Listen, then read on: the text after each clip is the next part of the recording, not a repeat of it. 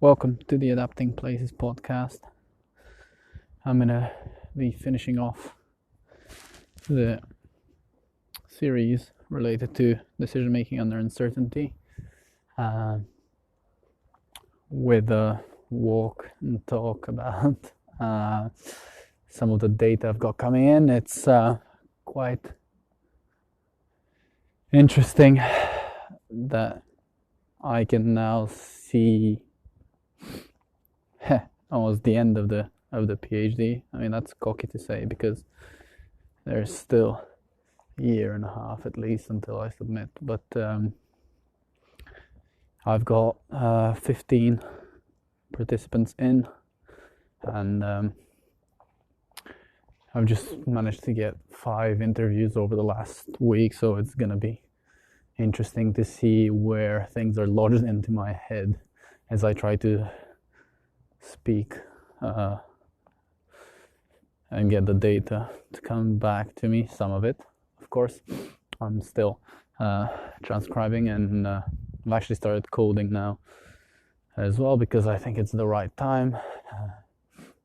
I previously had some skins of kind of template analysis. Well, not template, because it was halfway what I see in my data, halfway what I had read in the literature. I guess it is a template. Fuck it. Whatever. And I was doing that in a spreadsheet. I've started using NVivo. That's a lot more practical, I have to say, even though I felt a resistance in myself initially, just because it's change, right? And when you have change all over you with new data coming in, I guess even I'm not immune to trying to avoid the uncertainty of learning something new, even though I always find it actually quite pleasant after the fact. I actually had this really pleasant experience recently of a gestalt switch of sorts, just mindset change after spending some time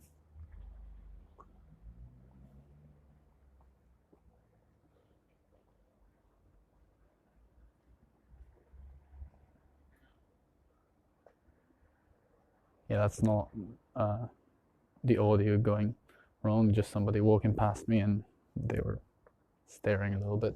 So, because I am walking and talking to myself on the street at the end of the day. But yeah, so I had this really cool gestalt switch when I've been listening to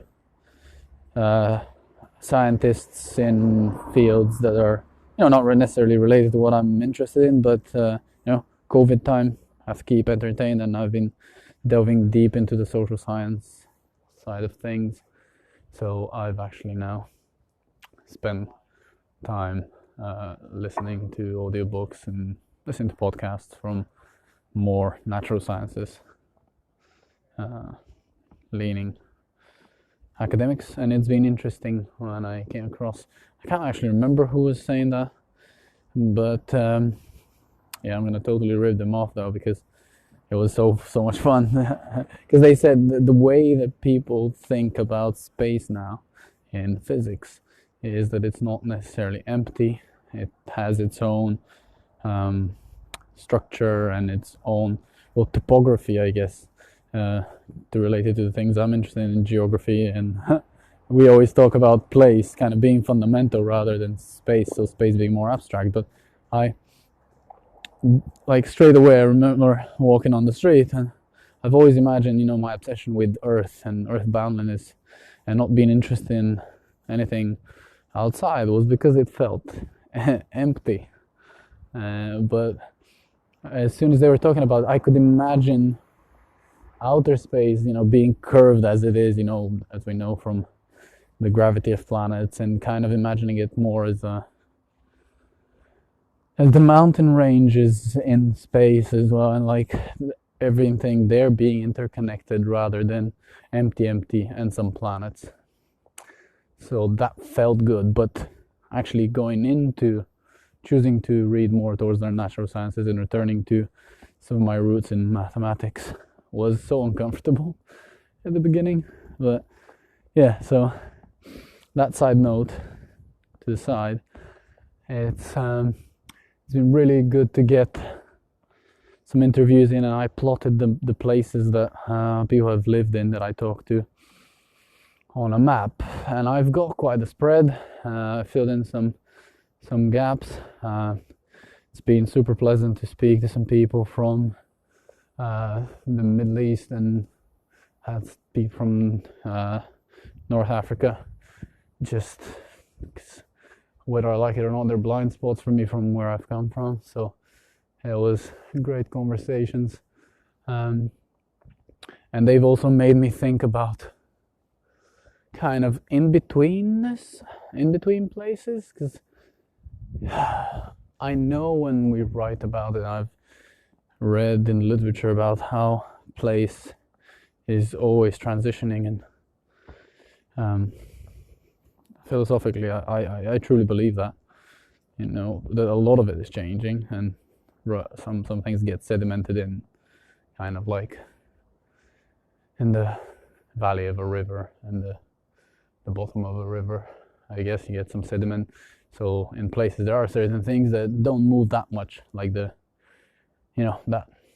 stone in Mecca where people go to pilgrim, like that's been there for a while.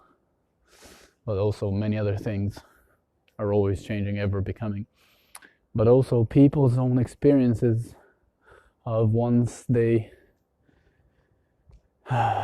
don't fit into one boundary. That was interesting. So people from Algeria that I spoke to were saying they're not Muslim enough, they're not European enough, they're not African enough, not Arab enough for some.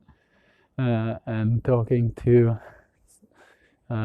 someone with a Saudi background, it was interesting how they saw moving away and staying somewhere as then maybe changing a bit too much to then be able to fit in back into Saudi Arabia. So then not being Saudi enough.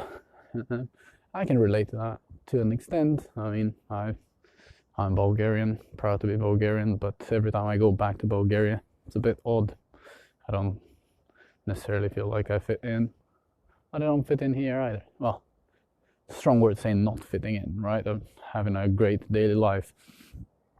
But it's some of the conversations that might go a bit more easy to describe for people that have lived there in their own country. They've changed for some of us and would have lived across places, taken on other cultures. I mean, that's always been an interesting one for me, where like how much is it acceptable to have your own culture and be able to explain who you are in another culture. That's actually something that one participant talked about. You do create your own culture. And I guess there is a freedom in that, but there's a difficulty in trying to communicate. Like I've always tried to explain to my friends. So when I took loads of my English friends back to Bulgaria for my wedding, and they talked to my friends from back home, they were surprised that me being the way I am was not just because I didn't understand something about English culture or whatever. Like Alex, like the way I said it is like Alex isn't weird just in England. Like Alex was weird in Bulgaria as well. I was like that anyway, and it was interesting. I was having this conversation with my dad the other day. Who was he's fine now, but he was in hospital because he had COVID. I mean, at least now my whole family's had it and moved past it. So yeah, so you can imagine we were having a lot of heart-to-heart conversations. But one of them he was asking me like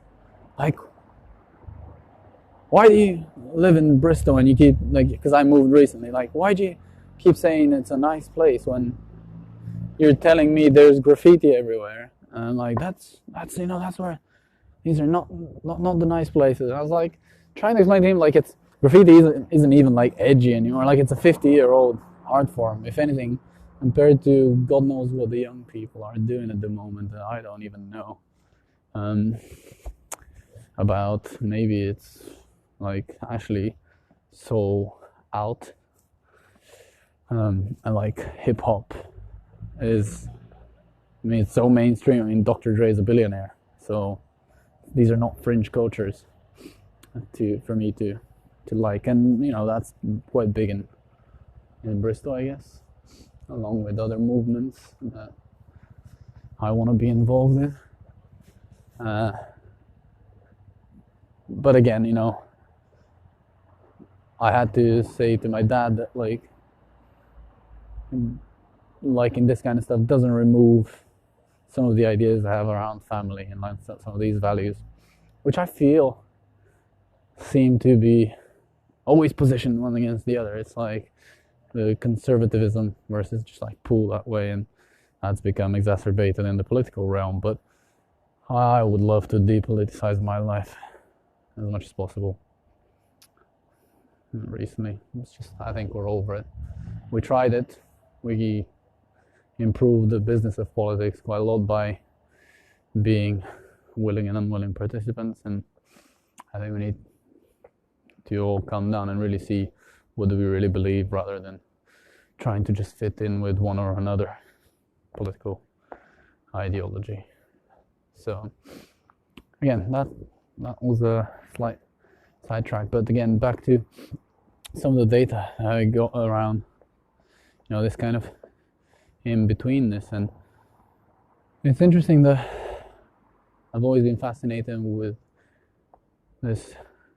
So the in-between is actually the most fun, so not fitting in. I don't know, for some reason it keeps making me think about in-between periods where you're like, I'm traveling somewhere, I'm not there yet, so it's like free time. There is something about like this in-betweenness, the places where it feels different. Like people at airports, or maybe it's just a British culture where you have to just get as sloshed as you can, and they instituted rules here about drinking. But there is like this, rules of the almost the open seas. I guess, yeah, in the sea there is a different set of rules,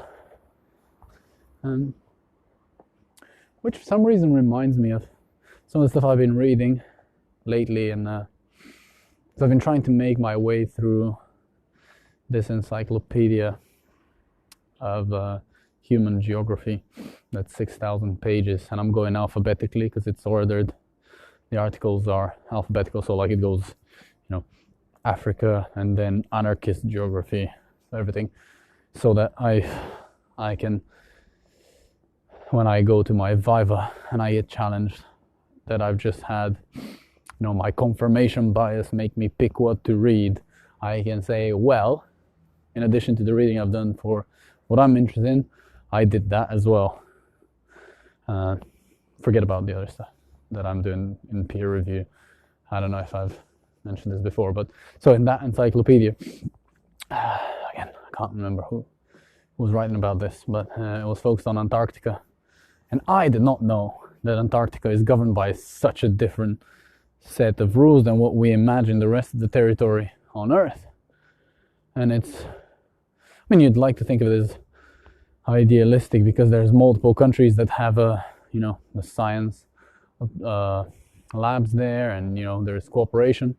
There's actually a lot of tension as well because of future potential resources that are there that countries might have a claim on.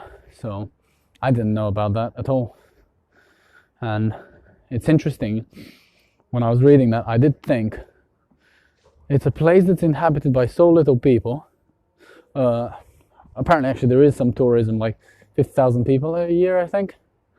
But generally, it's not populated, and yet you could argue there was a brand of Antarctica, because it's something that people project onto it a lot of the times, rather than what the inhabitants thought of Antarctica. in this instance, not many. So I know that in our discipline of emerging discipline, let's call it that, because I don't know, still should be early days, even though there's conferences, a very well formed association by now, let's call it discipline of place branding. So in the discipline, there seem to be more and more discussions of involving residents into place branding, and now that's going to speed up, I think, just because it's going to be the majority of what's available, because tourism is not going to be back on track probably until 2024, 25.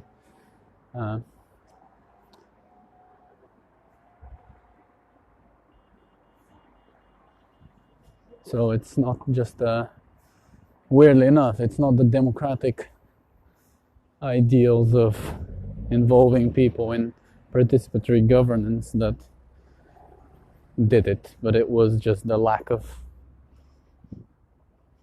people that could come in to consume things. So that's going to be an interesting development to follow.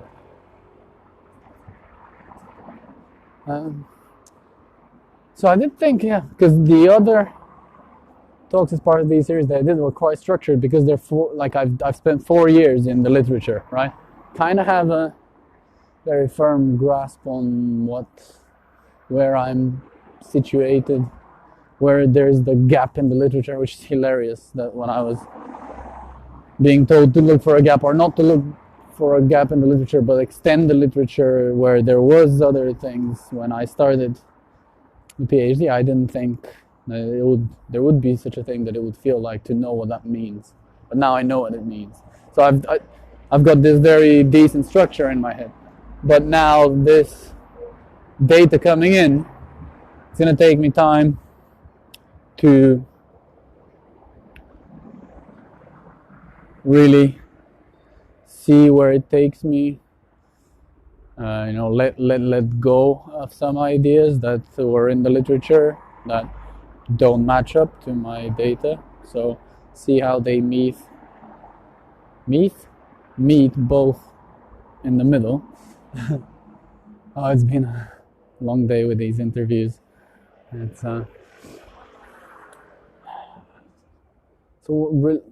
thinking about some of the kind of the things I set out to collect. I'm gonna now let go of place, because I mentioned a few things, but thinking about decision making, and kind of the questions I've got around, do people make rational decisions when they choose where to live? It's been interesting to think about how rationality seems to be well defined in one thing, and there's been a bigger variety of descriptions of what's the opposing or orthogonal thing to rationality. So is it when I'm not rational, I'm emotional. When I'm not rational, I'm irrational. When I'm not rational, I'm being subjective, and it's about personal preference. And then amongst that variety, it'll be interesting to start comparing it, because I still haven't kind of cross-tabbed my data to look at it that way. But people definitely have an understanding of how they've made decisions, but only because they've been asked. It does seem like it's not something that stays top of mind, and especially when I ask questions about people's priorities when choosing, they're able to verbalize them and put them in a summary, but then they seem to be surprised that they're able to do that it was somewhere there. And with these priorities, it's clear I'm noticing that they develop over time. They're not the same in each move, and as people change through life stages, those change, so then people can acknowledge that. So it's interesting, and a lot of these things don't necessarily fit the standard economic and marketing models, which is what I set out to do, to see. I kind of knew that they don't fit some of them, but Uh, it's now about showing, well, actually, okay, how in detail should we model these decision-making processes, and then asking people about their recommendations about how others should make choices, asking them about the rules of thumb that they can summarize their decision making. There is a tendency to say that these are personal choices and people wouldn't want to enforce their own that much. There's some that said, do like me, and then they describe what they did. But there are interesting ones that make me think that it's going to be difficult to compare, and also like philosophically and methodologically, there's going to be a lot of hiccups in trying to compare people's rules of thumb. But I do think that for now, what I've got is kind of the idea space, the codes, the potential space of opportunities is kind of the structure of heuristic. There is a meta structure proposed by Gerd Gigerenzer, whose kind of writings I've followed in understanding heuristics or rules of thumb, and they tend to have. He suggests there are 3 general stages of search, kind of stop on something and then decide. I'm going to initially try to see if that works for how people describe their own rules of thumb, but then I'll see if they also compare it to some of the meta rules of thumb that are proposed in more evolutionary and cognitive psychology, like like a lot of them are actually now being implemented into AI research. So we'll see if people that I've got in my study would have this similar structure to their decision making.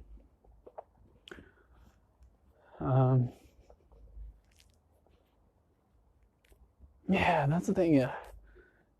I used to get these mind-blowing ideas from the literature initially, but now I just know how much theory just emerges from the sheer grind of coding step by step. But it's still fun to talk about some of these weird insights into things, and I'm sure some of these striking comments would be helpful in describing my PhD in the end, kind of in the write-up, because it is a key consideration kind of thinking about now is how to, so I need to present people's stories quite still related to the context in which they made decisions and their own personal histories and themselves as humans, because that's kind of in the philosophy of what I'm doing. But then how do I pick out the themes, but without just doing a thematic presentation? So it'll be an interesting one. And for that reason, I've been watching a lot of documentaries, because I think the genre of documentary, kind of good journalism, manages to present this story. Because at the end of the day, if I have the best insights and I'm not able to communicate them convincingly, half the battle is lost. Because I know it's a PhD, so it's just gonna be good on my shelf. I'll tell people about it, but it would be nice if it can spring up some well communicated ideas that really don't just influence people at the conferences, because I'm not just trying to impress them. I do think there is this real phenomenon that's happening at the moment about places being branded, and soon it would become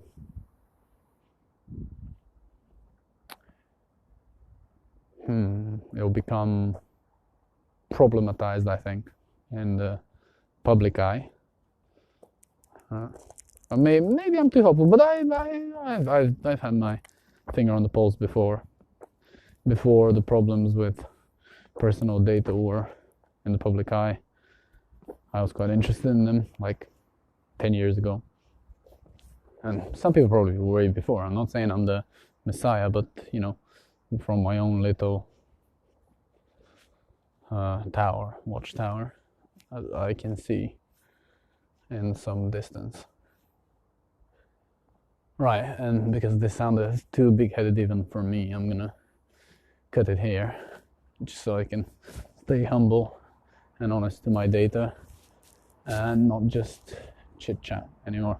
Alright, thanks for listening, and I think what I'll be doing next, I've said this before, or I thought I'll do something, I didn't do it, but let's see. I'll probably be doing some interviews again, because I love just speaking, because it makes me think about the problems I'm dealing with, but I really want to pick some other people's brains, especially as I prepare to start sharing my research more formally in the academic sphere. Yeah, the first book chapter has been sent to print, I think, so I need to keep talking to people. All right.